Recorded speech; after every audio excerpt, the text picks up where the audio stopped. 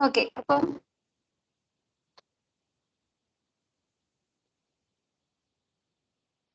ഈ ക്ലാസ്സിലുള്ളത് ഇലക്ട്രിക്കലുണ്ട്, ഇലക്ട്രോണിക്സ് കുട്ടികളുണ്ട്, അതുപോലെ AEIയില് കുട്ടികളുണ്ട് ഇല്ലേ?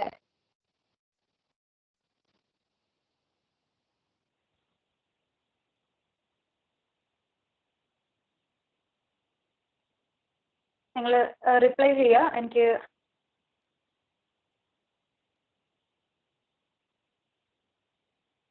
ഓഡിബിൾ അല്ലേ എല്ലാവർക്കും? Yes ma'am. Yes ma'am. Okay okay. അപ്പം മൊഡ്യൂൾ 1 എന്ന് പറയുന്നത് ഓൾറെഡി നമ്മളിത് കുറേ കാര്യങ്ങളൊക്കെ 2 ബൂട്ട് ക്യാമ്പായിട്ടൊക്കെ ഡിസ്കസ് ചെയ്തിട്ടുള്ളതാണ്. അപ്പം മൊഡ്യൂൾ 1 സ്റ്റാർട്ട് ചെയ്യാണ്. മൊഡ്യൂൾ 1 ഞാൻ സിലബസ് ഓൾറെഡി എക്സ്പ്ലെയിൻ ചെയ്തിട്ടുള്ളതാണ്. എന്താണ് general introduction to civil engineering, എന്താണ് സിവിൽ എഞ്ചിനീയറിംഗിന്റെ റെലവൻസ്, അതിന്റെ ഇമ്പാക്ട് ഇൻ ഇൻഫ്രാസ്ട്രക്ചറൽ ഡെവലപ്മെന്റ്, അതുപോലെ what are the responsibilities of a civil engineer. Then civil എഞ്ചിനീയറിംഗിന്റെ പല ബ്രാഞ്ചസ് ഉണ്ട്, sub branches, various disciplines of civil engineering, അത് ഏതൊക്കെയാണ്. അതുപോലെ ബിൽഡിംഗ്, ഒരു ബിൽഡിംഗ് നിങ്ങൾ ഇപ്പോൾ ഇതിൽ നിങ്ങൾക്ക് പഠിക്കാനുള്ളത് റെസിഡൻഷ്യൽ ബിൽഡിംഗ് ആണ്. അതിന് കൺസ്ട്രക്ട് ചെയ്യാൻ നേരം എങ്ങനെ സൈറ്റ് സെലക്ട് ചെയ്യണം, അതുപോലെ parts of or various components of residential building, അതിൻ്റെ ചില ബിൽഡിംഗ് റൂൾസ് ഉണ്ട്, റെഗുലേഷൻസ് ഉണ്ട്. Then some basic definitions of building area. ഇത്രയും കാര്യങ്ങൾ മൊഡ്യൂൾ 1 നിങ്ങൾക്ക് പഠിക്കാനുണ്ട്. അപ്പോൾ ആദ്യം ഇതൊക്കെ ഓൾറെഡി എക്സ്പ്ലെയിൻ ചെയ്തതാണ്. ഞാനൊന്ന് ഇനി പുതിയ കുട്ടികളുണ്ടെങ്കിൽ സ്പീഡിൽ പറഞ്ഞു പോകാം. എന്താണ് സിവിൽ എഞ്ചിനീയറിംഗ്? സിവിൽ എഞ്ചിനീയറിംഗ് എന്ന് പറയുന്നത് നമുക്ക് ചുറ്റിനുള്ള പലതരത്തിലുള്ള ബിൽഡിങ്സ് ആയിക്കോട്ടെ, ബ്രിഡ്ജസ് ആയിക്കോട്ടെ, അതുപോലുള്ള പല സ്ട്രക്ചറുകൾ, even dam, highway, railway, airport, അതുപോലെ പല വാട്ടർ ട്രീറ്റ്മെന്റ് പ്ലാന്റ്, ഇതുപോലുള്ള നമ്മുടെ ചുറ്റിനും കാണുന്ന എല്ലാ തരത്തിലുള്ള സ്ട്രക്ചറുകൾ നമ്മുടെ ഇൻഫ്രാസ്ട്രക്ചർ ഫെസിലിറ്റീസ് ഇംപ്രൂവ് ചെയ്യാനായിട്ട് നമ്മൾ കൺസ്ട്രക്ട് ചെയ്യുന്ന ഓരോ സ്ട്രക്ചറുകളുടെ പ്ലാനിങ്, ഡിസൈൻ, അതുപോലെ അതിൻ്റെ കൺസ്ട്രക്ഷൻ, മെയിൻ്റെനൻസ്, ഇതെല്ലാം സിവിൽ എഞ്ചിനീയറിംഗിൻ്റെ പാർട്ടാണ്. Civil engineering is one of the oldest engineering discipline. So this is what civil engineering. ഇനി പഠിച്ചത് എന്തായിരുന്നു? What are the Rolls of a civil engineer in the infrastructural development. അപ്പം infrastructural ഡെവലപ്മെന്റിന് എങ്ങനെയാണ് civil engineer contribute ചെയ്യുന്നത്? Basically first of all എന്താണ് നമുക്ക് ചുറ്റിനുള്ള, അല്ലെങ്കിൽ നമുക്ക് ആവശ്യത്തിന് എന്താണ് വേണ്ടത്? റെസിഡൻഷ്യൽ ബിൽഡിംഗ്, അതുപോലെ കൊമേഴ്ഷ്യൽ ബിൽഡിംഗ്, ഇൻഡസ്ട്രിയൽ ബിൽഡിംഗ്, അങ്ങനെയുള്ള ബിൽഡിങ്ങുകളുടെ കൺസ്ട്രക്ഷൻ, പോയിന്റ് 1. അതുപോലെ അടുത്ത് വരുന്നത് town and city planning. Town plan ചെയ്യുക, സിറ്റി പ്ലാൻ ചെയ്യുക, അതിൻ്റെയൊക്കെ പ്രോപ്പർ പ്ലാനിങ് ആൻഡ് ഡെവലപ്മെന്റ്. പിന്നെ വരുന്നത് construction of well planned road, railway, harbour project. അപ്പം ഓരോ ബ്രാഞ്ചസ് ആയിട്ട് നിങ്ങൾ ആലോചിക്കാം. ഫസ്റ്റ് വരുമ്പം നമ്മുടെ വീട്, അപ്പം എന്താണ് റെസിഡൻഷ്യൽ ബിൽഡിംഗ്, അതുപോലെ ഇൻസ്റ്റിറ്റ്യൂഷണൽ ബിൽഡിംഗ്, ഇൻഡസ്ട്രിയൽ ബിൽഡിംഗ്, അതുപോലെയുള്ളവരുടെ ഒക്കെ കൺസ്ട്രക്ഷൻ. രണ്ടാമത് ആലോചിക്കുമ്പോൾ എന്താണ് ഒരു സിറ്റി ആലോചിക്കുക. അപ്പോൾ സിറ്റി ആലോചിക്കുമ്പോൾ ടൗൺ കൺസ്ട്രക്ട് ചെയ്യുക, അല്ലെങ്കിൽ സിറ്റി പ്ലാൻ ചെയ്യുക, ഡെവലപ്പ് ചെയ്യുക, അങ്ങനെയുള്ള കാര്യങ്ങൾ. പിന്നെ നോക്കുമ്പോൾ ഈ ടൗണൊക്കെ ഇന്റർ കണക്ട് ചെയ്ത്, അല്ലെങ്കിൽ പ്രോപ്പറായിട്ട് ടൗൺ പ്ലാനിങ് വേണമെങ്കിൽ എന്ത് വേണം? നമുക്ക് പ്രോപ്പറായിട്ടുള്ള ട്രാൻസ്പോർട്ടേഷൻ മോഡുകൾ ആവശ്യമാണ്. അപ്പോൾ എന്താ ഡെവലപ്പ് ചെയ്യേണ്ടത്? ഹൈവേ ഡെവലപ്പ് ചെയ്യണം, റെയിൽവേ വേണം, ഹാർബേഴ്സ് വേണം, എയർപോർട്ട് വേണം. അപ്പം മൂന്നാമത്തെ പോയിന്റ് കിട്ടി. അങ്ങനെ നിങ്ങൾ ലിങ്ക് ചെയ്ത് പോയിന്റുകൾ ആലോചിക്കാം. ഓക്കെ, ഇത് ഒട്ടും മഗപ്പ് ചെയ്ത് കഷ്ടപ്പെട്ടിരുന്ന് പഠിക്കേണ്ട ഒരു സബ്ജക്റ്റ് അല്ല. ജസ്റ്റ് നിങ്ങൾ ഒരു ക്ലാസ് കേട്ടാൽ തന്നെ നിങ്ങൾക്ക് അതിൻ്റെ ഒരു ഓർമ്മയിൽ തന്നെ എക്സാം എഴുതിയാൽ ഈസി ആയിട്ട് പാസ്സാവുന്ന ഒരു സബ്ജക്റ്റാണ്. ഓക്കെ, പിന്നെ അത് കഴിഞ്ഞു. ഇനി അടുത്ത് വരുന്നത് എന്താണ്? ഡാം എന്ന് പറഞ്ഞാൽ ഡാമിൽ എന്താണ് നമ്മൾ വാട്ടറാണ് സ്റ്റോർ ചെയ്യുന്നത് അല്ലേ? ഡാം കൺസ്ട്രക്ട് ചെയ്യുന്നത് വാട്ടർ സ്റ്റോർ ചെയ്യാനായിട്ട്. അപ്പോൾ ആ ഡാം കൺസ്ട്രക്ട് ചെയ്താൽ ആ ഡാമിലെ വാട്ടർ കൊണ്ട് പിന്നെ നമുക്ക് എന്ത് ചെയ്യാം? Domestic, agricultural, industrial water supply. ഡാമിൽ വെള്ളം സ്റ്റോർ ചെയ്ത് നിർത്തിയാൽ ആ വെള്ളം കൊണ്ട് നമുക്ക് പല തരത്തിലുള്ള യൂസുകളുണ്ട്. അടുത്തത് അപ്പോൾ ആ പോയിന്റ് ആയിട്ട് ഇത് എന്താ? Domestic, agricultural and industrial water supply. അപ്പോൾ ഡാം കൺസ്ട്രക്ട് ചെയ്തു, വെള്ളം നമ്മൾ സപ്ലൈ ചെയ്യണം. അപ്പോൾ നമുക്ക് അതിനോട് അസോസിയേറ്റ് ചെയ്ത് വരുന്ന വേറെ കാര്യങ്ങൾ എന്താണ്? വാട്ടർ ട്രീറ്റ്മെന്റ് പ്ലാന്റ്, അതുപോലെ sewage treatment plant. Water treatment plant എന്തിനാണ്? നമുക്ക് ഡ്രിങ്കിങ് വാട്ടർ എന്തായിരിക്കണം? സേഫ് ആയിരിക്കണം, ഫിറ്റ് ഫോർ ഡ്രിങ്കിങ് ആയിരിക്കണം. അതിനെ ട്രീറ്റ് ചെയ്യാനായിട്ട് വാട്ടർ ട്രീറ്റ്മെന്റ് പ്ലാന്റ് വേണം. അതുപോലെ സീവേജ് ട്രീറ്റ്മെന്റ് പ്ലാന്റ് എന്ന് വെച്ചാൽ ഡൊമസ്റ്റിക് വേസ്റ്റ്, അതുപോലെ ഇൻഡസ്ട്രിയൽ വേസ്റ്റ്, ഇവയെല്ലാം ഡിസ്പോസ് ചെയ്യുന്നതിന് മുന്നായിട്ട് നമുക്കതിനെ ട്രീറ്റ് ചെയ്യണം അല്ലേ? അതാണ് സീവേജ് ട്രീറ്റ്മെന്റ് പ്ലാൻ. ഇനി അടുത്ത പോയിന്റ് ആലോചിക്കുക. ഇപ്പോൾ ഈ ട്രീറ്റ്മെന്റ് ചെയ്ത് അല്ലെങ്കിൽ ട്രീറ്റ് ചെയ്ത് സീവേജ് അല്ലെങ്കിൽ ട്രീറ്റ് ചെയ്തിട്ടുള്ള വേസ്റ്റുകൾ ഇതിനെ സേഫ് ആയിട്ട് അല്ലെങ്കിൽ ഒരു സയന്റിഫിക് വേയിൽ ഡിസ്പോസ് ചെയ്യണം. അപ്പൊ അത് അടുത്ത പോയിന്റ് എന്താണ്? Secure and scientific waste disposal. ഇനി അപ്പോൾ വേസ്റ്റ്, സോളിഡ് വേസ്റ്റ് പറഞ്ഞു, നമ്മൾ ലിക്വിഡ് വേസ്റ്റ് പറഞ്ഞു. ഇനി ഇതുപോലെ തന്നെ വരുന്നത് എന്താണ്? Monitoring pollution and adopting control measures. എത്രത്തോളം ഒരു വാട്ടർ ആയിക്കോട്ടെ എയർ ആയിക്കോട്ടെ ഇതിലൊക്കെ എത്രത്തോളം പൊല്യൂഷൻ ഉണ്ടെന്ന് ആദ്യം നമുക്ക് മോണിറ്റർ ചെയ്യണം, അല്ലെങ്കിൽ പൊല്യൂഷന്റെ അളവ് അറിയണം. ദെൻ അതിനനുസരിച്ച് ആ ഒരു അളവിനനുസരിച്ച് നമുക്ക് എന്ത് വേണം? അത് തടയാൻ വേണ്ട കൺട്രോൾ മെഷേഴ്സ് അഡോപ്റ്റ് ചെയ്യണം. Then rehabilitation and rebuilding of structures. ഇപ്പം ഒരു സ്ലം ഏരിയ ഉണ്ട്, ഞാൻ ഓൾറെഡി പറഞ്ഞിട്ടുള്ളതാണ്. ഒരു സ്ലം ഉണ്ട്, അല്ലെങ്കിൽ ഒരു എന്താ പറയുക കൺജസ്റ്റഡ് ആയിട്ടുള്ള ഒരു ചേരി പോലെ ഒരു സ്ഥലം, അതല്ല ഒരു ടൗൺ നമ്മൾ പ്ലാൻ ചെയ്യാണ് അല്ലെങ്കിൽ ഡെവലപ്പ് ചെയ്യുകയാണെങ്കിൽ ഈ ഒരു സ്ലം ഏരിയ അല്ലെങ്കിൽ അൺഡെവലപ്ഡ് ആയിട്ടുള്ള ഏരിയാസ് ഒക്കെ നമുക്ക് റീഹാബിലിറ്റേറ്റ് ചെയ്യണം.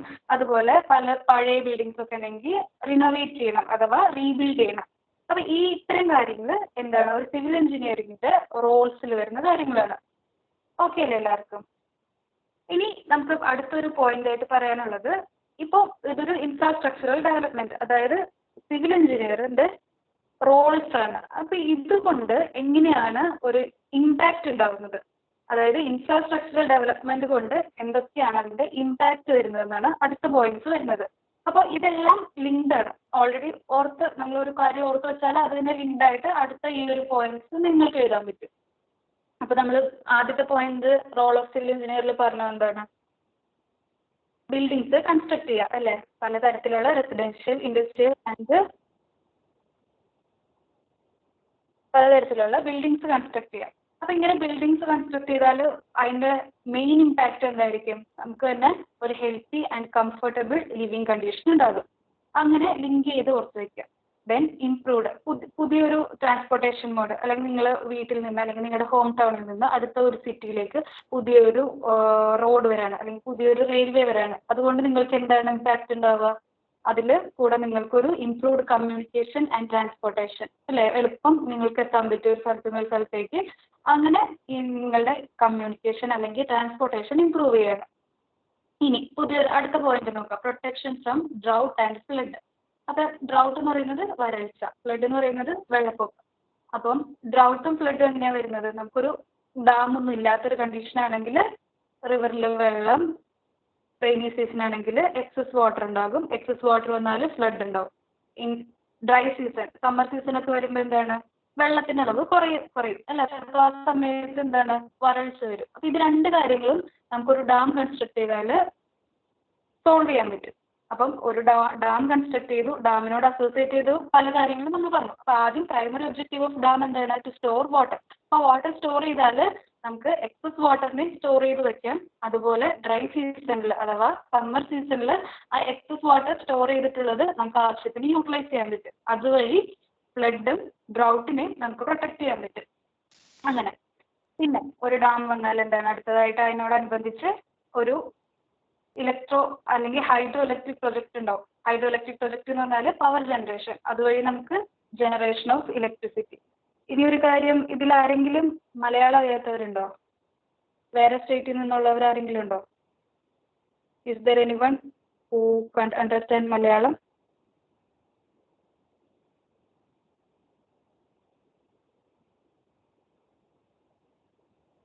ഇതൊരു തിയറി സബ്ജക്റ്റ് ആയതുകൊണ്ട് ഞാനതുപോലെ മലയാളത്തിൽ അങ്ങ് പറഞ്ഞു പോയത്. ഓക്കെ, റോണക്സ്. ഹലോ റോണക്സ്.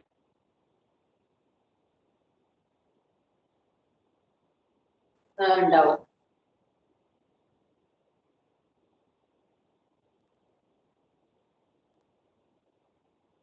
എല്ലാവർക്കും മലയാളം അറിയാം. Okay, Ronex, can you hear me? Yes, ma'am. Yes, ma'am. Where are you from? I'm from Kerala. Malayalam അറിയാം. ഓ,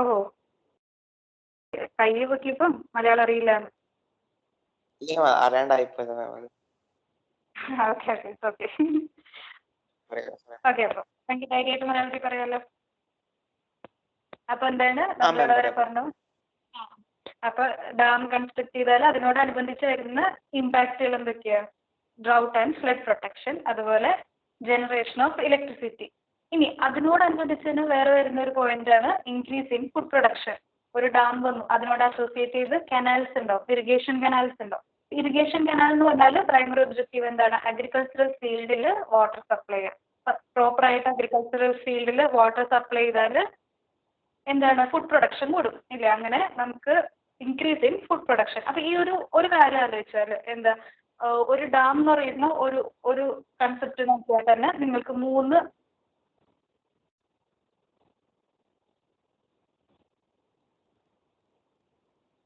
മൂന്ന് കാര്യങ്ങൾ ഓർക്കാം. എന്തൊക്കെ? Drought and flood protection, generation of electricity, അതുപോലെ ഇൻക്രീസ് ഇൻ ഫുഡ് പ്രൊഡക്ഷൻ.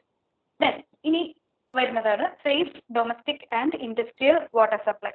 അപ്പം ഒരു വാട്ടർ ട്രീറ്റ്മെന്റ് പ്ലാന്റ് ആലോചിക്കുക. അതിന്റെ പ്രൈമറി ഒബ്ജക്റ്റീവ് എന്താണ്? വാട്ടർ ട്രീറ്റ് ചെയ്യുക, സപ്ലൈ ചെയ്യുക. അപ്പോൾ വാട്ടർ ട്രീറ്റ് ചെയ്ത് കഴിഞ്ഞാൽ നമുക്ക് വീട്ടിലാവശ്യത്തിന് സേഫ് ഡൊമസ്റ്റിക് വാട്ടർ കിട്ടും. അതുപോലെ തന്നെ ഇൻഡസ്ട്രീസിന് വാട്ടർ സപ്ലൈ ഉണ്ട്. ഇൻഡസ്ട്രീസിലും ഇപ്പൊ ഫുഡ് പ്രൊഡക്ഷൻ, ഏതെങ്കിലും ഒരു ഫുഡ് പ്രൊഡക്റ്റ് ആണ് ഒരു ഇൻഡസ്ട്രിയുടെ പ്രൊഡക്റ്റ് എങ്കിൽ അവിടേക്ക് വരുന്ന വാട്ടറും ക്ലീൻ ആയിരിക്കണം. അതുപോലെ ഇപ്പൊ സേഫ് ആയിട്ട് നമുക്ക് ഡൊമസ്റ്റിക് വാട്ടർ അവൈലബിൾ ആയിരിക്കും, ഇൻഡസ്ട്രിയൽ വാട്ടറും അവൈലബിൾ ആയിരിക്കും. പിന്നെ ഇനി എൻവയോൺമെന്റൽ കാര്യങ്ങൾ ആലോചിക്കുക. എൻവയോൺമെന്റൽ എന്ന് പറഞ്ഞാൽ പൊല്യൂഷൻ മോണിറ്റർ ചെയ്യാണ്. പൊല്യൂഷൻ മോണിറ്റർ ചെയ്തിട്ട് അതിനനുസരിച്ച് പല കൺട്രോൾ മെഷേഴ്സ് അഡോപ്റ്റ് ചെയ്യാണ്. അപ്പോൾ ഇതുവഴി നമുക്ക് എത്രത്തോളം പൊല്യൂഷന്റെ അളവുണ്ട് അതിന് വേണ്ട മെഷേഴ്സ് അഡോപ്റ്റ് ചെയ്യാൻ പറ്റും. അതുപോലെ എത്ര സീവേജ് ട്രീറ്റ്മെന്റ് അല്ലെങ്കിൽ വേസ്റ്റ് ഡിസ്പോസ് ചെയ്യുന്ന സമയത്ത് നമുക്ക് അതിന്റെ വേസ്റ്റിന്റെ പൊല്യൂഷന്റെ അളവ് അറിയാൻ പറ്റും. അങ്ങനെയൊക്കെ മോണിറ്റർ ചെയ്ത് സേഫ് ആയിട്ട് അല്ലെങ്കിൽ സയന്റിഫിക് വേയിൽ നമുക്ക് വേസ്റ്റ് ഡിസ്പോസ് ചെയ്യാൻ പറ്റും. അതും ഒരു ഇൻഫ്രാസ്ട്രക്ചർ ഡെവലപ്മെന്റിന്റെ ഇമ്പാക്റ്റ് ആണ്. പിന്നെ വരുന്നത് ഇതിനെല്ലാത്തിന്റെയും ഓവറോൾ ആയിട്ട് പറയാം. ഓവറോൾ ആയിട്ട് നോക്കുമ്പോൾ ഈ എല്ലാ കാര്യങ്ങളും എന്തിനു വേണ്ടിയിട്ടാണ്?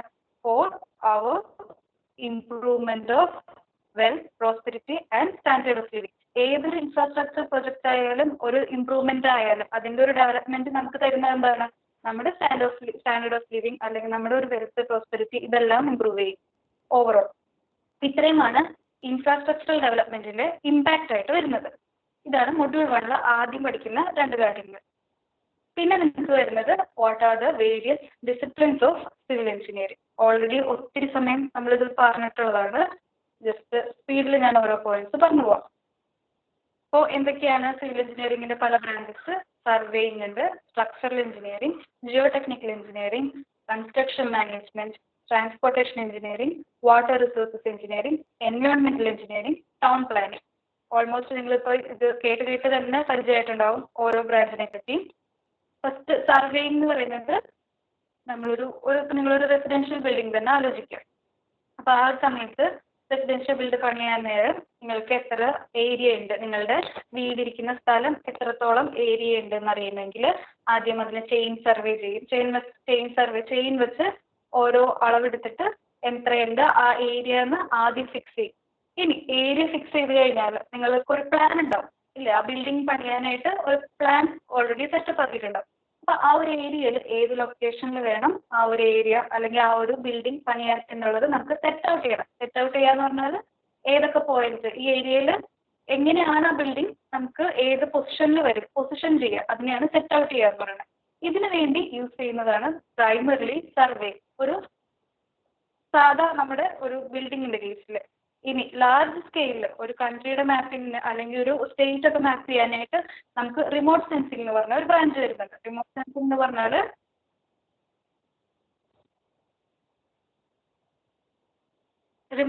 എന്ന് പറഞ്ഞാൽ സാറ്റലൈറ്റ്സ് യൂസ് ചെയ്തിട്ട് നമുക്ക് ഡയറക്റ്റ്ലി ഇതിന്റെ ഒരു പിക്ചർ കിട്ടും, ഏരിയൽ വ്യൂ കിട്ടും. ഏരിയൽ വ്യൂ വഴി, അതായത് സാറ്റലൈറ്റ് വഴി ഇപ്പോൾ നമുക്ക് ഓൾറെഡി പലതരത്തിലുള്ള സർവേ ചെയ്യാം. പല സർവേ എന്ന് വെച്ചാൽ ഈവൻ ഓഷ്യനിൽ എത്ര മിനറൽ വെൽത്ത് ഉണ്ട്, അതുപോലെ എത്ര ഈവൻ ഓഷ്യനോഗ്രഫിയിൽ വരെ നമുക്ക് അതായത് ഫിഷറീസിന്റെ സമയത്ത് എവിടെയൊക്കെയാണ് മാക്സിമം ഇത് ലൊക്കേറ്റ് ചെയ്തിട്ടുള്ളത്, അങ്ങനെയെല്ലാം സാറ്റലൈറ്റിന്റെ വഴി കണ്ടുപിടിക്കും. ഈവൻ വെതർ ഫോർകാസ്റ്റിംഗ്, ഇതുപോലെ പല തരത്തിലുള്ള സർവേ നമുക്ക് ലാർജ് സ്കെയിലിൽ ഒരു ഏരിയ മാപ്പ് ചെയ്യാൻ പറ്റുന്നതാണ് റിമോട്ട് സെൻസിങ്. സ്മോൾ സ്കെയിലിൽ നമ്മുടെ ലോക്കൽ ഒരു ബിൽഡിംഗ് അല്ലെങ്കിൽ ഒരു സ്ട്രക്ചർ ഒക്കെ കൺസ്ട്രക്ട് ചെയ്യാൻ നേരം യൂസ് ചെയ്യുന്നത്, അത് അതിന്റെ വർക്ക് സെറ്റ് ഔട്ട് ചെയ്യാൻ യൂസ് ചെയ്യുന്നതാണ് സർവേ. അപ്പൊ കുറച്ച് സർവേയിങ് ഇൻസ്ട്രുമെന്റ്സ് ഉണ്ട്. സർവേയിങ്ങിന്റെ ഡെഫിനിഷൻ ഇമ്പോർട്ടൻ്റ് ആണ്, അത് ആദ്യം പഠിച്ചു വയ്ക്കാം. What is surveying? Surveying is to determine the positions of point on, above or below the surface of the earth by means of direct or indirect measurements of distances and direction. Surveying എന്ന് പറയുന്നത് എർത്തിന്റെ സർഫസിൽ അല്ലെങ്കിൽ സർഫസിന് മുകളിൽ അല്ലെങ്കിൽ below surface of the, ഇവിടെ എല്ലായിടത്തും ഒരു point locate ചെയ്യുക. ആ ഒരു പോയിന്റിന്റെ പൊസിഷൻ എന്ന് പറയുന്നത് നമുക്ക് ഡിസ്റ്റൻസ് ആവാം അല്ലെങ്കിൽ ഡയറക്ഷൻ ആവാം. ഇല്ല, ഇത്ര ആംഗിളിൽ, അതാണ് ഡയറക്ഷൻ എന്ന് പറയുന്നത്. അല്ലെങ്കിൽ ഇത്ര ഡിസ്റ്റൻസ് മാറിയിട്ട്, അങ്ങനെ 2 തരത്തിൽ നമുക്കൊരു പോയിന്റിനെ ലൊക്കേറ്റ് ചെയ്യാം. ആംഗിൾ വെച്ച് പറയാം, അതല്ലെങ്കിൽ ഡിസ്റ്റൻസ് വെച്ച് മെഷർ ചെയ്യാം. അപ്പൊ ഇങ്ങനെ ഒരു പോയിന്റിനെ ലൊക്കേറ്റ് ചെയ്യുന്ന ആ ഒരു ബ്രാഞ്ച് അല്ലെങ്കിൽ ആ ഒരു ബ്രാഞ്ചിനെ പറയുന്നതാണ് സർവേയിങ് എന്ന് പറയുന്നത്. അപ്പം പ്രൈമറി ഒബ്ജക്റ്റീവ് എന്ന് വെച്ചാൽ സെറ്റിംഗ് ഔട്ട് ഓഫ് വർക്ക്സ്, അതുപോലെ തന്നെ preparation of map or plan of ground surface. ചെറിയ ഒരു ഏരിയ ആണെങ്കിൽ നമ്മൾ പ്ലാൻ എന്ന് പറയും. അതുപോലെ വലിയ ഏരിയാസ്, ഇപ്പോൾ ഒരു കൺട്രി അല്ലെങ്കിൽ ഒരു സ്റ്റേറ്റ്, ഒരു ഡിസ്ട്രിക്ട്, ഒരു താലൂക്ക്, അങ്ങനെയൊക്കെ ആണെങ്കിൽ അതിനെ മാപ്പ് എന്ന് പറയും. അപ്പോൾ ഇതിൻ്റെ എല്ലാത്തിൻ്റെയും പ്രിപ്പറേഷൻ, ഇതെല്ലാം സർവേയിങ്ങിൻ്റെ ഭാഗമാണ്. ഇനി സർവേയിങ്ങിന് യൂസ് ചെയ്യുന്ന കുറച്ച് ഇൻസ്ട്രുമെന്റ്സ് പരിചയപ്പെടാം. ഏതൊക്കെയാണ്? Chain, compass, plane table, level, theodolite. നിങ്ങൾ ഈ പേര് മാത്രം ഓർത്തിരുന്നാൽ മതി. ഇതിൻ്റെ ഫിഗർ ഞാൻ കാണിച്ചു തരാം. ചെയിൻ എന്ന് പറയുന്നത് ഫസ്റ്റ് ഫിഗർ ചെയിൻ ആണ്. ചെയിൻ യൂസ് ചെയ്യുന്നത് ഡിസ്റ്റൻസ് മെഷർ ചെയ്യാനാണ്. ഒരു മെറ്റാലിക് ചെയിൻ ആയിരിക്കും, നിങ്ങൾ ഓൾറെഡി കണ്ടിട്ടുണ്ടാവും ഫിലിംസിലൊക്കെ ചെയിൻ യൂസ് ചെയ്തിട്ട് ഡിസ്റ്റൻസ് മെഷർ ചെയ്യുന്നതൊക്കെ. അതുപോലെ കോമ്പസ് എന്തിനാണ്? ഡയറക്ഷൻ മെഷർ ചെയ്യാൻ. അതായത് കോമ്പസിൽ എപ്പോഴും ഒരു നീഡിൽ ഉണ്ടാവും. ആ നീഡിൽ എപ്പോഴും എർത്തിന്റെ നോർത്ത് സൗത്ത് ഡയറക്ഷനിൽ ഓറിയന്റ് ചെയ്ത് എടുക്കും, ഇല്ലേ? കോമ്പസിലെ നീഡിൽ എപ്പോഴും നോർത്ത് ഡയറക്ഷനെ കാണിക്കുകയുള്ളൂ. നമുക്കൊരു പോയിന്റ് ലൊക്കേറ്റ് ചെയ്യണമെന്നുണ്ടെങ്കിൽ ഇതാണ്, ഈ കാണുന്നതാണ്. എൻ്റെ കേഴ്സർ വിസിബിൾ ആണോ? ഓക്കെ, ഇതാണ് നമ്മുടെ ഇതിൽ കൂടെയാണ് നമ്മൾ നോക്കുന്നത്. അപ്പൊ ഇതിൽ കൂടെ സൈറ്റ് ചെയ്യുന്ന സമയത്ത് നമുക്ക് ഇവിടെ ഒരു സ്ലിറ്റ് ഉണ്ട്. ഈ ഒരു സ്ലിറ്റ് കൂടെ നമുക്ക് ഒരു പോയിന്റിനെ ലൊക്കേറ്റ് ചെയ്ത് കഴിഞ്ഞാൽ എപ്പോഴും ഈ ഒരു നീഡിൽ എന്ന് പറയുന്നത് നോർത്ത് ഡയറക്ഷനിലേ നിൽക്കുള്ളൂ. അപ്പൊ നമ്മൾ ഏതൊരു പോയിന്റിനെ ലൊക്കേറ്റ് ചെയ്താൽ, സൈറ്റ് ചെയ്താൽ, ഈ നോർത്തിൽ നിന്ന് എത്ര ആംഗിൾ മാറിയിട്ടാണ് നമ്മളുടെ ഈ ഒരു പോയിന്റ് എന്ന് കോമ്പസ് കാണിച്ചു തരും, ആ ആംഗിൾ. അപ്പം എപ്പോഴും ഡയറക്ഷൻ മെഷർ ചെയ്യാൻ യൂസ് ചെയ്യുന്നതാണ് കോമ്പസ്. ചെയിൻ ഡിസ്റ്റൻസ് മെഷർ ചെയ്യാൻ. അടുത്തൊരു instrument dumpy level. Dumpy level എന്ന് പറയുന്നത് ലെവലിംഗിന് യൂസ് ചെയ്യുന്ന ഇൻസ്ട്രുമെന്റ് ആണ്. ലെവലിംഗ് എന്ന് പറയുന്നത് 2 പോയിന്റ് തമ്മിലുള്ള ഹൈറ്റ് ഡിഫറൻസ് അല്ലെങ്കിൽ ലെവൽ ഡിഫറൻസ് മെഷർ ചെയ്യാനാണ് ലെവലിംഗ് എന്ന് പറയുന്നത്. ലെവലിംഗ് സർവേയിങ്ങിന്റെ ഒരു പാർട്ട് അല്ലെങ്കിൽ ഒരു ബ്രാഞ്ച് ആണ്. അതാണ് അതിന് യൂസ് ചെയ്യുന്ന ഒരു ഇൻസ്ട്രുമെന്റ് ആണ് dumpy level. Next one is total station. Total station ഒരു അഡ്വാൻസ്ഡ് ഇൻസ്ട്രുമെന്റ് ആണ്. അതായത് നമുക്ക് ഡിസ്റ്റൻസ് മെഷർ ചെയ്യാം, ആംഗിൾ മെഷർ ചെയ്യാം. ഇതെല്ലാം ഡിജിറ്റലി നമുക്ക് റീഡിംഗ് കിട്ടും. ഓക്കെ, എന്നിട്ട് ഈ ഒരു റീഡിംഗ് കിട്ടിയാൽ ഈ റീഡിങ്ങിനെ നമുക്ക് ഡയറക്റ്റ്ലി കമ്പ്യൂട്ടറിൽ അപ്ലോഡ് ചെയ്യാം. ഡയറക്റ്റ്ലി ഇതിനെ കുറച്ചുകൂടെ നമുക്ക് യൂസർ ഫ്രണ്ട്ലി ആണ് ടോട്ടൽ സ്റ്റേഷൻ. ഇത്രയാണ് സർവേയിങ് ആൻഡ് റിമോട്ട് സെൻസിങ്. അപ്പം എന്താണ് സർവേയിങ്, അതിൻ്റെ ഒബ്ജക്റ്റീവ് എന്താണ്, കുറച്ച് ഇൻസ്ട്രുമെന്റ്സ് ഏതൊക്കെയാണ് യൂസ് ചെയ്യുന്നത്, ഇത്രയും പഠിച്ചാൽ സർവേയിങ് നിങ്ങൾക്ക് എഴുതാം. ഒരു 4 പോയിന്റ് മാക്സിമം എഴുതാം. പിന്നെ Jio technical engineering. Geotechnical engineering, that part of civil engineering that deals with soil. Primarily soil എന്ന് പറയുന്നത് എർത്തിൽ പല ടൈപ്പ് ഓഫ് സോയിൽ ഉണ്ട്. ഒരു ബിൽഡിംഗ് നമ്മളവിടെ പണിയുന്നതിന് മുന്നായിട്ട് സോയിൽ ടെസ്റ്റ് ചെയ്യണം. എങ്ങനെയാണ് ആ സോയിൽ എന്ന് അറിയണം, സോയിലിന്റെ സ്ട്രെങ്ത് അറിയണം. ചിലയിടത്ത് എന്തായിരിക്കും, സാൻഡ് ആകാം, ചിലയിടത്ത് ക്ലേ ആകാം. അപ്പം സോയിലിന്റെ ഡിഫറൻസ് അനുസരിച്ച് സോയിലിനുള്ള സ്ട്രെങ്ത്തിനും വേരിയേഷൻ ഉണ്ടാകും. അപ്പൊ ആദ്യം ആ സോയിൽ അറിഞ്ഞാൽ, അതിന് എത്ര സ്ട്രെങ്ത് ഉണ്ടെന്ന് അറിഞ്ഞാൽ അതിനനുസരിച്ച് നമുക്ക് ഫൗണ്ടേഷൻ ഡിസൈൻ ചെയ്യാൻ പറ്റും. എന്താണ് ഫൗണ്ടേഷൻ? അതായത് that part of structure that is under or that is below the earth surface. നമുക്കൊരു ബിൽഡിംഗ് ഉണ്ടെങ്കിൽ ആ ഒരു ബിൽഡിങ്ങിനെ സപ്പോർട്ട് ചെയ്യാനായിട്ട് കുറച്ച് പോർഷൻ നമ്മൾ ഭൂമിയുടെ അടിയിൽ കൊടുക്കും, എർത്തിന്റെ സർഫസിന് ബിലോ ആയിട്ട് കൊടുക്കും. അതിനെയാണ്, ആ ഒരു പാർട്ടിനെയാണ് ഫൗണ്ടേഷൻ എന്ന് പറയുന്നത്. അപ്പോൾ ഫൗണ്ടേഷൻ ഡിസൈൻ ചെയ്യാനായിട്ട് basically we need to know what type of soil prevails in that site. അതിനുവേണ്ടി കുറച്ച് ജിയോടെക്നിക്കൽ ഇൻവെസ്റ്റിഗേഷൻ ചെയ്യണം. ഇതെല്ലാം ഈ പറയുന്ന സോയിലിന്റെ ഇൻവെസ്റ്റിഗേഷൻ, ഫൗണ്ടേഷൻ ഡിസൈൻ, അങ്ങനെ എർത്തായിട്ട് റിലേറ്റ് ചെയ്ത് വരുന്ന എല്ലാ കാര്യങ്ങളും ജിയോ ടെക്നിക്കൽ എഞ്ചിനീയറിംഗിന്റെ അണ്ടറിൽ വരും. So what are the objectives of geotechnical engineering? To determine the best way to support a structure in the ground. അതായത് ഫൗണ്ടേഷൻ ഏത് തരത്തിൽ വേണം എന്ന് നമുക്ക് ഡിസൈഡ് ചെയ്യണം. അതാണ് ഒരു സ്ട്രക്ചറിന്റെ ഗ്രൗണ്ടിൽ എങ്ങനെ സപ്പോർട്ട് ചെയ്യണം എന്ന് പറയുന്നത് ഫൗണ്ടേഷൻ ഏത് തരത്തിൽ വേണം എന്ന് നമുക്ക് ഡിറ്റർമിൻ ചെയ്യാൻ പറ്റും. Also analyse the properties of soil and rock that support and affect the behavior of structure. Spelling mistake ഉണ്ട് ബിഹേവിയറിന്റെ. ദെൻ അതായത് സോയിൽ ഇപ്പം ഞാൻ പറഞ്ഞു സ്ട്രക്ചർ ഇരിക്കുന്ന നേരം ആ സ്ട്രക്ചർ എവിടെയാണോ അതിൻ്റെ താഴെ വരുന്ന അല്ലെങ്കിൽ എർത്തിൽ വരുന്ന സോയിലാണോ റോക്കാണോ അതിൻ്റെ പ്രോപ്പർട്ടീസ് അനലൈസ് ചെയ്യാനായിട്ട് ഈ ബ്രാഞ്ചിൽ പെടും. അതുപോലെ development of projects such as tunnel, foundation. ടണലൊക്കെ പോകുന്നത് എങ്ങനെയാണ്? നമുക്ക് ഒരു ഹിൽ അല്ലെങ്കിൽ ഒരു ഹിൽ പോലത്തെ ഏരിയ ഉണ്ടെങ്കിൽ അതിനെ നമ്മൾ ഇന്റർവ്യൂ ചെയ്തിട്ടാണ് ടണൽ അല്ലെ ബോർ ചെയ്തിട്ടാണ് ടണൽ ഉണ്ടാക്കുന്നത്. ടണൽ എങ്ങനെയാണ്? അതിൽ ടണലിൻ്റെ ഉള്ളിൽ പല സ്ഥലത്തും പല സോയിലായിരിക്കാം. ചിലപ്പോൾ റോക്ക് ആകാം, ചിലപ്പോൾ സോയിൽ സാൻഡ് ആകാം, സോഫ്റ്റ് ക്ലേ ആകാം. അതുപോലെ ടണൽ ഡിസൈൻ ചെയ്യുക, അതുപോലെ ഫൗണ്ടേഷൻ ഡിസൈൻ ചെയ്യുക, അതുപോലെ എംബാക്ക്മെന്റ്. എന്താണ് എംബാക്ക്മെന്റ്? എംബാക്ക്മെന്റ് എന്ന് പറയുന്നത് ഇപ്പോൾ നിങ്ങൾ ഹൈവേസ് കണ്ടിട്ടുണ്ടോ? നാഷണൽ ഹൈവേ ഒക്കെ ചിലയിടത്ത് കൂടെ പോകുമ്പോൾ ആ ഒരു ഹൈവേ നല്ല ഹൈറ്റിലായിരിക്കും, അതിന്റെ സൈഡിലുള്ള ഗ്രൗണ്ട് താഴെയായിരിക്കും. ഇപ്പം നമുക്ക് ഡയറക്റ്റ്ലി ബ്രിഡ്ജ് പോലെ തന്നെ എലിവേറ്റഡ് ഹൈവേ ഒക്കെ വരുന്നുണ്ട്. അതല്ലാതെ പണ്ടത്തെയൊക്കെ ഹൈവേ നോക്കുകയാണെങ്കിൽ നിങ്ങൾക്ക് കാണാം സൈഡിൽ ഉള്ള വീടുകളൊക്കെ താഴെയായിരിക്കും. നമ്മുടെ ഹൈവേ മാത്രം ഇങ്ങനെ ഹൈറ്റിൽ പൊങ്ങിയേക്കും അല്ലേ? അപ്പൊ അത് ആ ഹൈവേ നമുക്ക് പൊക്കി കൊടുക്കാനായിട്ട് അത്രയും ഇതിനകത്ത് ഇവർ എംബാക്ക്മെന്റ് ഉണ്ടാക്കും. എംബാക്ക്മെന്റ് എന്ന് പറയുന്നത് ഇപ്പോൾ നമ്മൾ പുറത്തുനിന്ന് ഒരു സോയിൽ കൊണ്ട് ഡെപ്പോസിറ്റ് ചെയ്ത് ഇത്ര ഹൈറ്റിൽ നമ്മളെ ഹൈവേ ആയിക്കോട്ടെ അല്ലെങ്കിൽ റെയിൽവേ ആയിക്കോട്ടെ അതിന് വേണ്ടിയിട്ട് ഒരു എംബാക്ക്മെന്റ് ഫോം ചെയ്യും.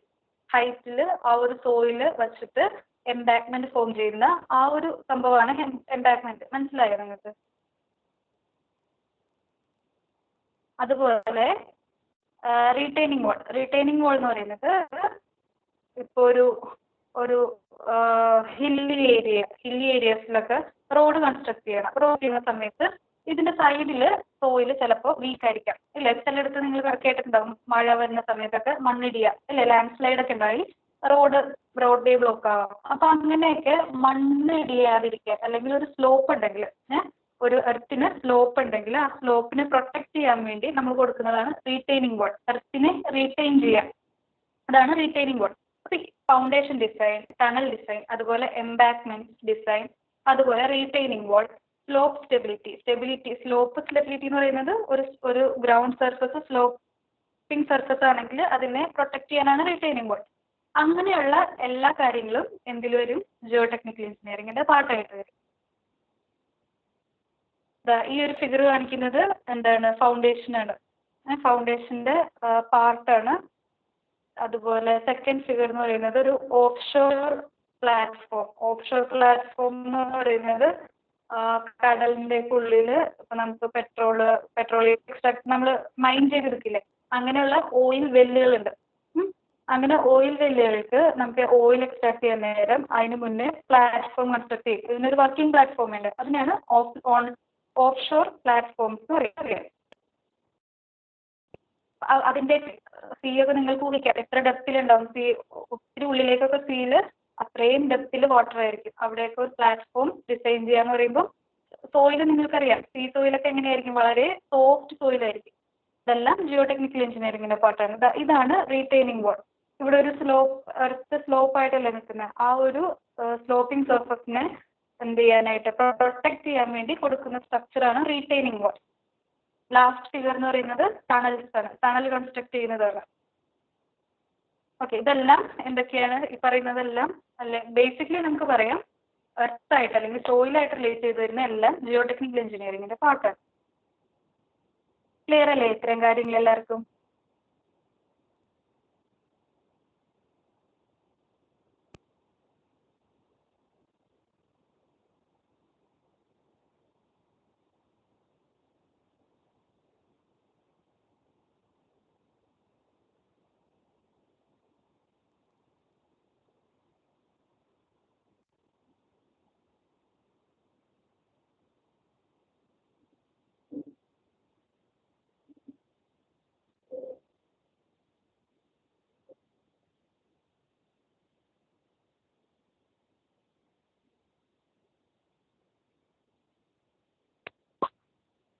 അടുത്ത് വരുന്ന ഒരു branch structural engineering. Structural engineering basically deals with design and analysis of structure.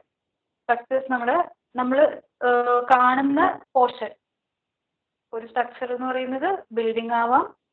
Basically structural എഞ്ചിനീയറിംഗിൽ വരുന്ന സ്ട്രക്ചേഴ്സ് ബിൽഡിംഗ്, ബ്രിഡ്ജസ്, അതുപോലെ railway platform, water tank, residential building, ഇതിൻ്റെ എല്ലാത്തിൻ്റെയും ഡിസൈൻ ആവാം. അതിൻ്റെ അനാലിസിസ്. എന്താണ് ഡിസൈൻ, എന്താണ് അനാലിസിസ്? ഡിസൈൻ എന്ന് പറയുന്നത് നമ്മൾ എങ്ങനെ വേണം, ഇതിൻ്റെ ഒരു വാൾ ഉണ്ടെങ്കിൽ ആ വാളിൻ്റെ വിഡ്ത്ത് എത്ര വേണം, അതിൻ്റെ ഹൈറ്റ് എത്ര വേണം, എത്ര ഏരിയ വേണം, ഇത്ര സ്റ്റീൽ വേണം, ഇത്ര കോൺക്രീറ്റ് വേണം, ഇത്രയും കാര്യങ്ങൾ ഡിസൈൻ ചെയ്യാം. ഡിസൈൻ ചെയ്ത് അനലൈസ് ചെയ്യുക എന്ന് പറയുന്നത് നമ്മൾ ഡിസൈൻ ചെയ്തിട്ടുള്ള സ്ട്രക്ചർ സേഫ് ആണോ, അതായത് എത്ര ലോഡ് ആ ഒരു സ്ട്രക്ചറിൽ വരും, ആ ലോഡിന് നമ്മൾ കൊടുത്തിട്ടുള്ള ഡിസൈനിൽ അതിന് വിത്ത്സ്റ്റാൻഡ് ചെയ്യാൻ പറ്റുമോ നോക്കുക. അതാണ് അനാലിസിസ് എന്ന് പറയുന്നത്. അപ്പോൾ structural engineering deals with design and analysis of RCC and steel structures. എന്താണ് RCC? Reinforced cement concrete. RCC എന്ന് പറയുന്നത് റീൻഫോഴ്സ്ഡ് സിമെന്റ് കോൺക്രീറ്റ്. നമ്മൾ കാണുന്ന കോൺക്രീറ്റ് സ്ട്രക്ചേഴ്സിനെയാണ് RCC എന്ന് പറയുക. കോൺക്രീറ്റ് ബിൽഡിങ്സ് എങ്ങനെയാണ്? കോൺക്രീറ്റ് ഉണ്ടാവും, അതിൻ്റെ ഉള്ളിൽ സ്റ്റീൽ നമ്മൾ റീൻഫോഴ്സ് ചെയ്തിട്ടുണ്ടാവും. അതുകൊണ്ടാണ് RCC or reinforced cement concrete എന്ന് പറയാം. ഇനി ഡിസൈൻ ഓഫ് സ്റ്റീൽ സ്ട്രക്ചേഴ്സ്. ചില സ്റ്റീൽ സ്ട്രക്ചേഴ്സ് കണ്ടിട്ടില്ലേ? വലിയ ടവർ, ട്രാൻസ്മിഷൻ ടവറുകൾ, അതുപോലെ സ്റ്റീൽ ബ്രിഡ്ജസ് കണ്ടിട്ടുണ്ടാവും. മെയിൻലി റെയിൽവേ ബ്രിഡ്ജസ് ഒക്കെ സ്റ്റീൽ ബ്രിഡ്ജസ് ആയിരിക്കും. അങ്ങനെയുള്ള സ്റ്റീൽ സ്ട്രക്ചേഴ്സിന്റെ ഡിസൈൻ, അനാലിസിസ് ഒക്കെ സ്ട്രക്ചറൽ എഞ്ചിനീയറിംഗിന്റെ part. Then come design of earthquake resistant structures. അതൊരു സെപ്പറേറ്റ് ഡിസൈൻ ക്രൈറ്റീരിയ തന്നെയാണ്. അതായത് ചില ഏരിയാസിൽ അത് എർത്ത്ക്വേക്ക് പ്രോംപ്റ്റ് ഏരിയ ആയിരിക്കും അല്ല, അതായത് എപ്പോഴും എർത്ത്ക്വേക്ക് വരുന്ന സ്ഥലങ്ങളിൽ നമ്മൾ ഒരു സ്ട്രക്ചർ ഡിസൈൻ ചെയ്യാൻ നേരം അതിനെ എർത്ത്ക്വേക്കിന് കൂടെ ഡിസൈൻ ചെയ്യണം. അത് റെസിസ്റ്റന്റ് ആയിരിക്കണം, എർത്ത്ക്വേക്കിന് റെസിസ്റ്റന്റ് ആയിരിക്കണം. അങ്ങനെ അതിനെ ഡിസൈൻ ചെയ്യുന്നതും എന്ത് സ്ട്രക്ചറൽ എഞ്ചിനീയറിംഗിന്റെ പാർട്ടായിട്ട് വരും. So then generally we can say structural engineering is the analysis and design of structures for their own weight, the load they carry, and resist extreme forces from wind, earthquake, temperature and other forces. അതായത് ഒരു സ്ട്രക്ചറിന്റെ self wait അഥവാ അതിന്റെ load wait എടുക്കണം. അതിൽ വരാവുന്ന വേറെ ലോഡുകൾ, എന്തെങ്കിലും മെഷീനറി ഉണ്ട്, അല്ലെങ്കിൽ എന്തെങ്കിലും ഫർണിച്ചർ ഉണ്ട്, അതിന്റെ എല്ലാം ലോഡ്. അതുപോലെ തന്നെ resist extreme forces from wind force ഉണ്ടാകാം, എർത്ത്ക്വേക്ക് ഫോഴ്സ് ഉണ്ടാകാം, ടെമ്പറേച്ചർ ഫോഴ്സ് ഉണ്ടാകും. ഇതെല്ലാം നമ്മുടെ സ്ട്രക്ചറിൽ ഒരു ഫോഴ്സ് കൊടുക്കുന്നുണ്ട്. ഇതിനെല്ലാത്തിനെയും റെസിസ്റ്റ് ചെയ്യുന്ന തരത്തിൽ ഒരു ബിൽഡിങ്ങിനെ അനലൈസ് ചെയ്യുക അല്ലെങ്കിൽ ഡിസൈൻ ചെയ്യുക. ഓക്കെ, ഇത്തരം കാര്യങ്ങളാണ് സ്ട്രക്ചറൽ എഞ്ചിനീയറിംഗിൽ വരാം. നിങ്ങൾ ഈ പോയിന്റ് എല്ലാം ഇതുപോലെ തന്നെ പഠിക്കണമെന്നില്ല, എന്താണെന്ന് മനസ്സിലാക്കിയിട്ട് പഠിക്കാം. Okay, then comes another branch that is construction engineering. Construction എഞ്ചിനീയറിംഗിൽ മെയിൻലി നമ്മൾ ഈ ഡിസൈൻ ചെയ്തിട്ടുള്ള അല്ലെങ്കിൽ അനലൈസ് ചെയ്തിട്ടുള്ള സ്ട്രക്ചറുകളെ സൈറ്റിൽ ഇംപ്ലിമെന്റ് ചെയ്യുക, കൺസ്ട്രക്ട് ചെയ്യുക, അതൊരു സെപ്പറേറ്റ് ബ്രാഞ്ച് ആണ്. അപ്പോൾ ഈ കൺസ്ട്രക്ഷൻ എഞ്ചിനീയറിംഗിൽ എന്ത് വരുന്നു? അതിന് നമുക്ക് മെയിൻലി വരുന്നത് മാനേജ്മെന്റ് ആണ്, അല്ലെങ്കിൽ കൺസ്ട്രക്ഷൻ മാനേജ്മെന്റ് എന്ന് പറയും. അതായത് കൺസ്ട്രക്ഷന് വേണ്ട പല റിസോഴ്സസുകളുണ്ട്. എന്തൊക്കെയാണ് പല റിസോഴ്സസുകൾ? ആദ്യം വേണ്ടത് മെറ്റീരിയൽ, കൺസ്ട്രക്ഷൻ മെറ്റീരിയൽ വേണം. ഒരു ബിൽഡിംഗ് വേണമെങ്കിൽ അത് കൺസ്ട്രക്ട് ചെയ്യാൻ വേണ്ട മെറ്റീരിയൽസ് എന്ത് വേണം? കല്ല് വേണം, മണ്ണ് വേണം, ഇരുമ്പ്, സ്റ്റീൽ വേണം, അതുപോലെയുള്ള various materials. Then come labour, manpower വേണം. ഇല്ല, ഇത്ര ലേബർ ഇല്ലെങ്കിൽ ആ ഒരു കൺസ്ട്രക്ഷൻ പോസിബിൾ അല്ല. അതുപോലെ തന്നെ എക്യുപ്മെന്റ്സ്.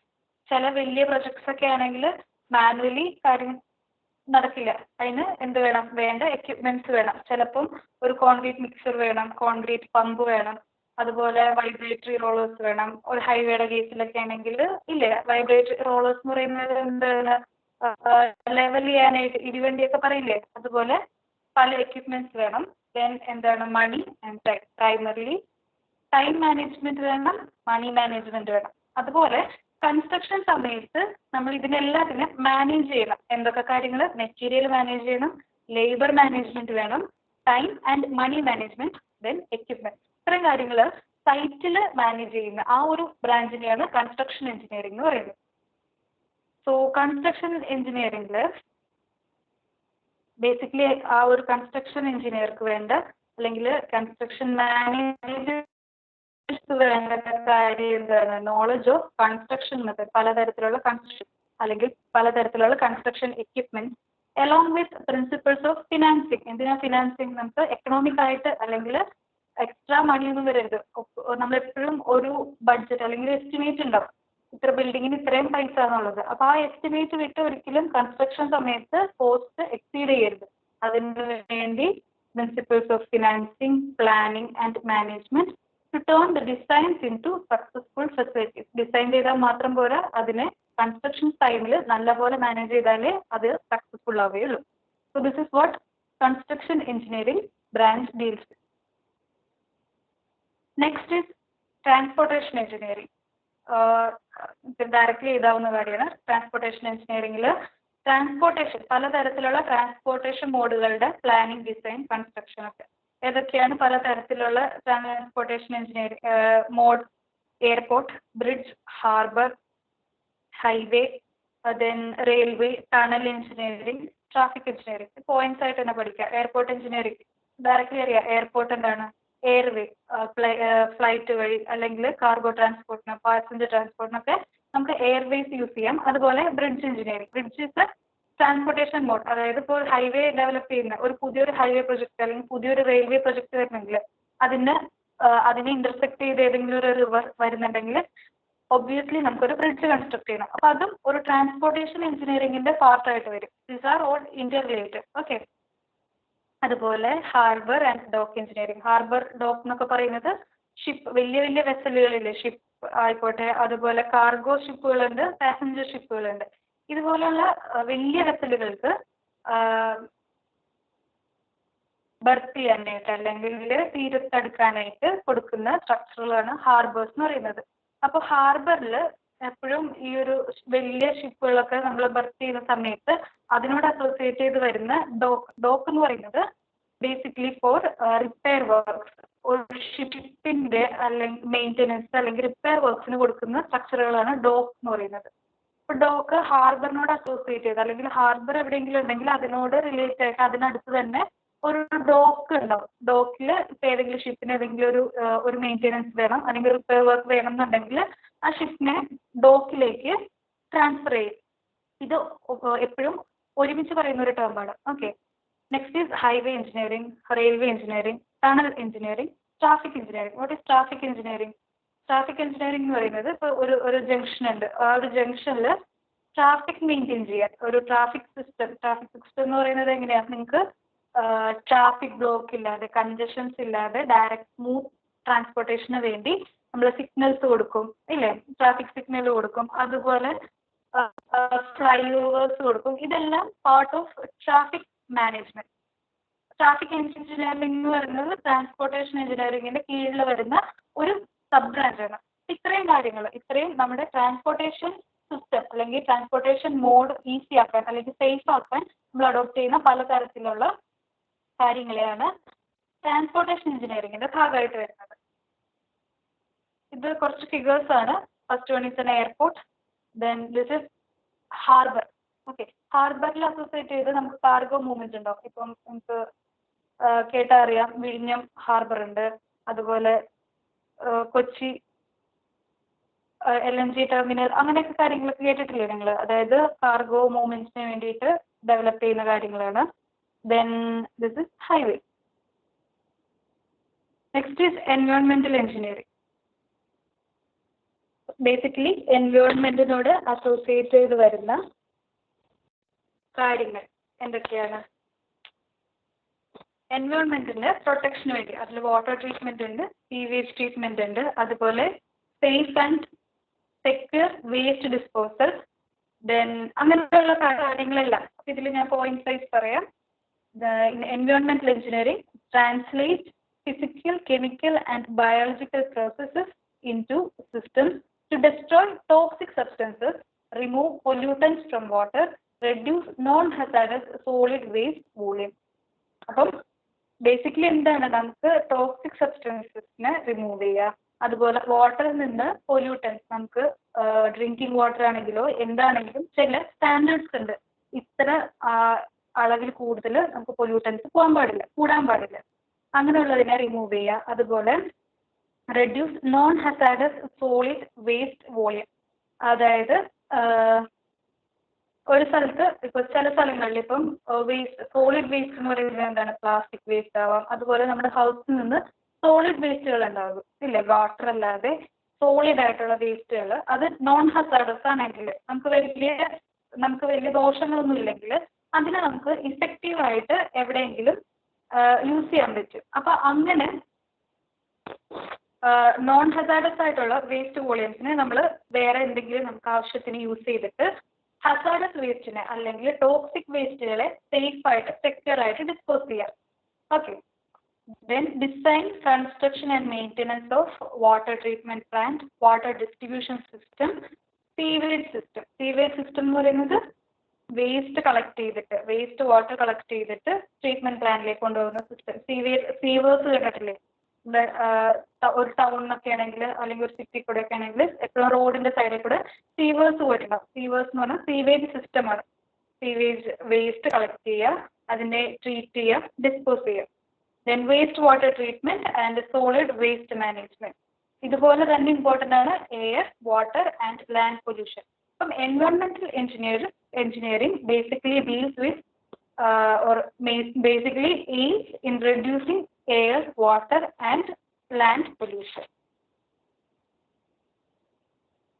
അടുത്തൊരു branch water resources engineering. Water as A resource, നമ്മൾ വെള്ളം എവിടെയൊക്കെ യൂസ് ചെയ്യുന്നു അല്ലെങ്കിൽ വാട്ടറിനെ ബെനിഫിഷ്യലായിട്ട് യൂസ് ചെയ്യാൻ വേണ്ടി നമ്മൾ കൺസ്ട്രക്ട് ചെയ്യുന്ന എല്ലാ സ്ട്രക്ചേഴ്സും വാട്ടർ റിസോഴ്സസ് എഞ്ചിനീയറിംഗിൽ വരും. അതെന്തൊക്കെ ആവാം?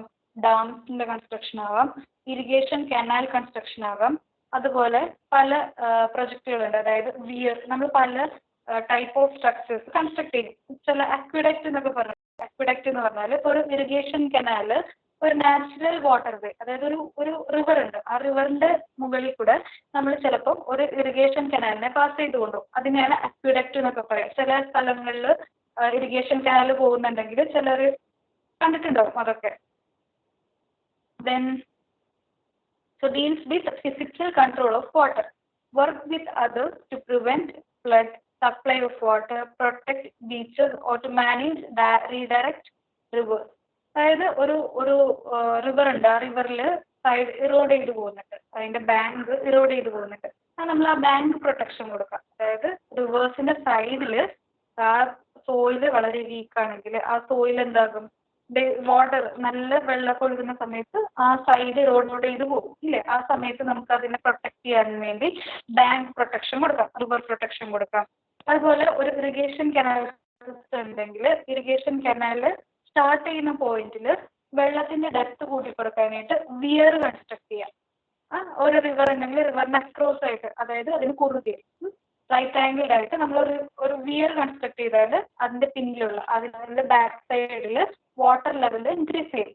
ദെൻ വാട്ടർ ലെവൽ ഇൻക്രീസ് ചെയ്താൽ പിന്നെ നമുക്ക് ഇറിഗേഷൻ കനാലിലേക്ക് കൂടുതൽ വാട്ടർ സപ്ലൈ. അതുപോലുള്ള പല തരത്തിലുള്ള സ്ട്രക്ചേഴ്സ് അത് usually associate with water or physical control of water. നമ്മുടെ വെള്ളത്തിന്റെ ഫ്ലോ റെഗുലേറ്റ് ചെയ്യാൻ അല്ലെങ്കിൽ വെള്ളത്തിനെ പലതരത്തിൽ കൺട്രോൾ ചെയ്യാൻ വേണ്ടി റിവറിലായിക്കോട്ടെ അല്ലെങ്കിൽ ബാങ്കിലായിക്കോട്ടെ നമ്മൾ കൺസ്ട്രക്ട് ചെയ്യുന്ന പല സ്ട്രക്ചേഴ്സ് അതിന്റെ ഡിസൈൻ ഒക്കെയാണ് വാട്ടർ റിസോഴ്സസ് എഞ്ചിനീയറിംഗ് വരുന്നത്.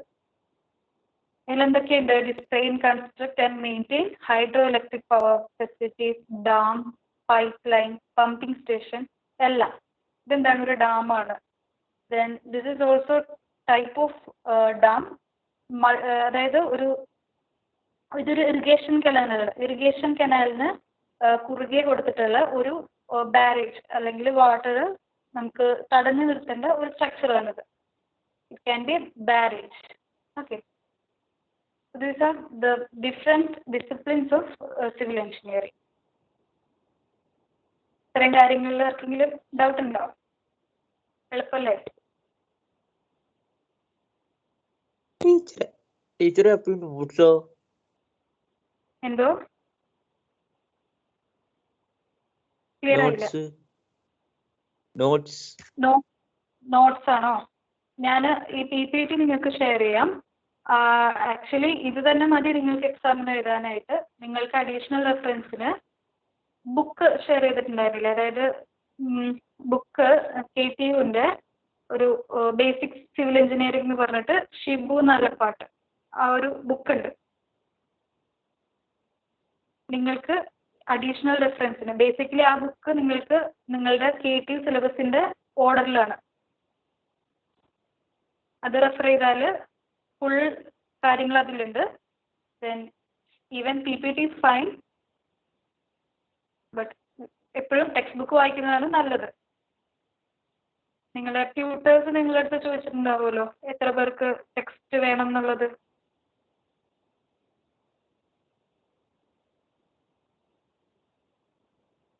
അതല്ലാതെ നിങ്ങൾക്ക് നോട്ട് വേണോ?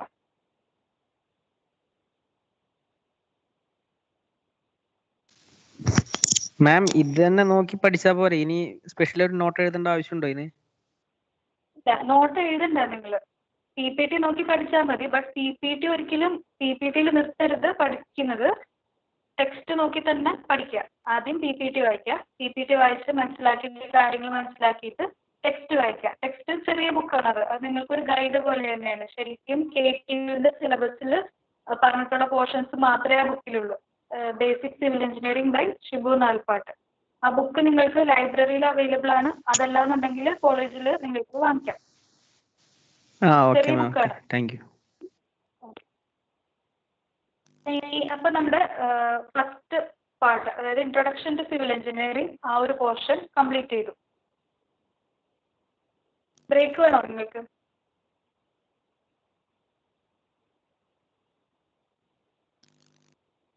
ഓക്കെ, ഇനി പഠിക്കാൻ പോകുന്നത് ഞാൻ കുറച്ചെടുത്തിട്ട് നേരത്തെ നിർത്താം. How to select a site for building, അതായത് ഒരു റെസിഡൻഷ്യൽ ബിൽഡിംഗ്, ഒരു വീട് വയ്ക്കണം. അങ്ങനെയാണെങ്കിൽ എങ്ങനെയായിരിക്കണം ആ ഒരു സൈറ്റ് എന്ന് പറയുന്നത്? ആ ഒരു സ്ഥലം എടുക്കുകയാണ്. ആ ഒരു സ്ഥലത്തിന് എന്തൊക്കെ കാര്യങ്ങൾ ശ്രദ്ധിക്കണം? പറയാമോ? ബേസിക്കലി ഒരു വീട് വയ്ക്കുമ്പോൾ ആ ലാൻഡിന് ഇന്ന തരത്തിൽ എന്തെങ്കിലും പ്രത്യേകത വേണം, അല്ലെങ്കിൽ കുറച്ച് എന്തെങ്കിലും കാര്യങ്ങളൊക്കെ നമ്മൾ നോക്കില്ലേ?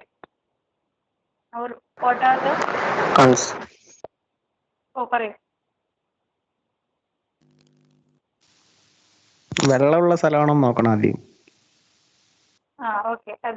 അപ്പൊ നമുക്ക് എന്താണ്, ഫ്ലഡ് വരുന്നുണ്ടോ അല്ലെങ്കിൽ എപ്പോഴും വെള്ളം കിട്ടുന്ന സ്ഥലമാണോ എന്ന് നോക്കണം. ശരിയാണ്. അതുപോലെ അത് മാത്രം നോക്കിയാൽ മതിയോ?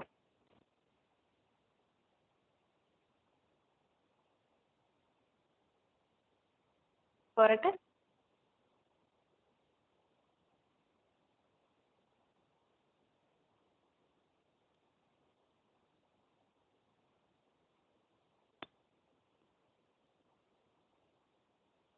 ആൽബിൻ,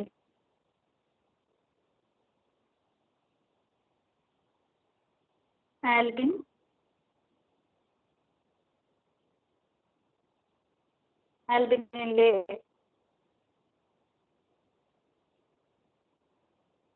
അനാമിക,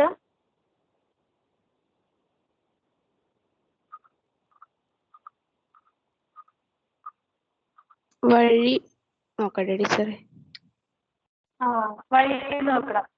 എന്താണ്, നമുക്ക് അടുത്തൊരു ടൗൺ ഉണ്ടെങ്കിൽ അല്ലെങ്കിൽ നമ്മളൊരു പ്ലോട്ട് വാങ്ങുകയാണെങ്കിൽ ആ പ്ലോട്ടിലേക്ക് ആക്സസ് ഉണ്ടോ എന്ന് നോക്കണം. ഇല്ലേ, വണ്ടി കയറുമെന്ന് അറിയണം, അത് നടക്കാനുള്ള വഴിയുള്ളോ എന്ന് അറിയണം. അതുപോലെ അടുത്ത ടൗൺ ഉണ്ടോ, അല്ലേ, നമുക്ക് എളുപ്പത്തിന് കാര്യങ്ങൾ, ഇപ്പം സാധനങ്ങൾ മേടിക്കാൻ അടുത്ത് ടൗൺ ഉണ്ടോ, അങ്ങനെയുള്ള കാര്യങ്ങൾ നോക്കണം. പിന്നെ എന്തോരം കാര്യങ്ങൾ ശ്രദ്ധിക്കും നിങ്ങളൊരു വീട് പണിയാൻ നേരം.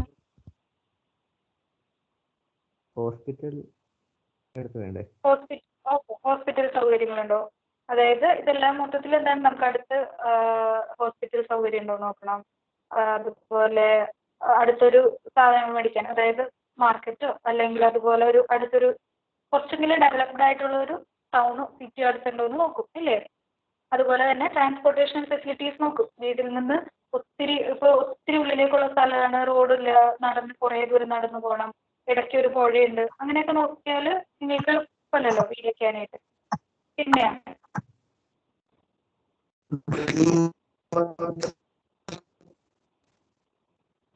ഇത് ക്ലിയർ ആയിട്ടില്ല. ഡ്രിങ്കിങ് വാട്ടർ, കുടിവെള്ളം ഉണ്ടോ നോക്കാം. Very good. ഏറ്റവും ഇമ്പോർട്ടൻ്റ് ആണ്, വെള്ളം വേണം, അല്ലേ?